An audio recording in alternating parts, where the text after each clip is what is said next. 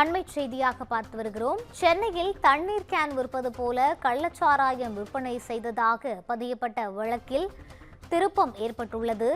மாமூல் தராத ஆத்திரத்தில் காவல்துறையினர் பொய் வழக்கு பதிவு செய்திருப்பது விசாரணையில் அம்பலமாகியுள்ளது.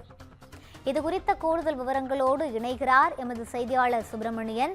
வணக்கம் சுப்பிரமணியன், கூடுதல் விவரங்களை பகிரலாம்.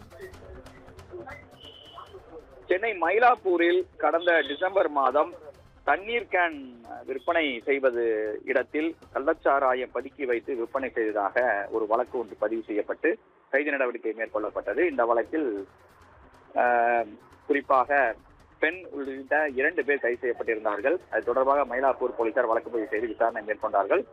இது தொடர்பாக பல்வேறு சந்தேகங்கள் எழுந்தக்கூடிய சூழ்நிலையில் காவல்துறை உயரதிகாரிகள் இது தொடர்பாக தனிப்படை அமைத்து விசாரணை மேற்கொள்ளும்படி உத்தரவிடப்பட்டிருந்தது. அதன் அடிப்படையில் இந்த வழக்கில் கைதான அப்துல்லா என்பவருடன் விசாரணை நடத்தப்பட்ட போது அவரது மனைவி வனிதாவும் அவரது கணவரும் மாமூல் கொடுக்காத காரணத்தினால் காவல்துறையினரே இந்த பொய் வழக்கில் அவரை சிக்க வைக்க திட்டமிட்டிருந்ததாக தெரிய வந்திருக்கிறது. குறிப்பாக ஆந்திராவிலிருந்து கள்ளச்சாராயத்தை பார்த்தி என்பவர் கடத்தி வந்து அவர்கள் தண்ணீர் விற்கக்கூடிய பகுதிக்குள் வைத்து மறைத்து வைத்ததாக தெரிய வந்திருக்கிறது. அதன் அடிப்படையில் இந்த பொய் வழக்கில் 3 காவலர்களுக்கு தொடர்பு இருப்பதாக சந்தேகம் வந்திருக்கிறது. அது தொடர்பாக துறை ரீதியான விசாரணைக்கு உத்தரவிடப்பட்டு தற்போது விசாரணை என்பது மேற்கொள்ளப்பட்டு வருகிறது.